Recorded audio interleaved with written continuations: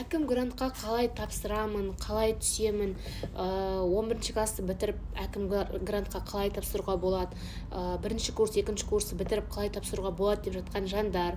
Мен енді өзім Маңғыстаудың әкім грантын алғаннан кейін тек Маңғыстау туралы ғана білем, басқа өңірлердікін білмеймін. Оны жаңадай іздеп қараңыздар өздеріңіз. Қазір мен мына жерге арнайы сайт тастап кетем. Сол сайттың ішінде қандай құжаттар қажет екендігі, қай уақыттарда тапсыру керек, не зат тапсыру керек, барлық ақпарат соның ішінде жазылған. Потому что маған осы сұрақ жиі келеді. TikToktан да, Instagram, YouTube, қай каналым болсын, сол каналдан именно осы сұрақтар жазады. Қандай құжаттар қажет, қашан тапсырамыз, қалай тапсырамыз деген сұрақтарыңыздың барлығын жаңағы сайтқа кіру арқылы біле аласыздар. Сондықтан енді қатты айтсам ренжімеңіздер, ауыздарыңызды ашып жүрмеңіздер. Ақпарат дейтін қазір толып тұр.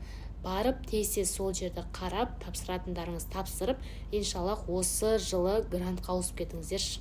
Потому что өзім 2 жыл қиналғаннан кейін ондай мүмкіндікті сіздерге айтып жатырмын.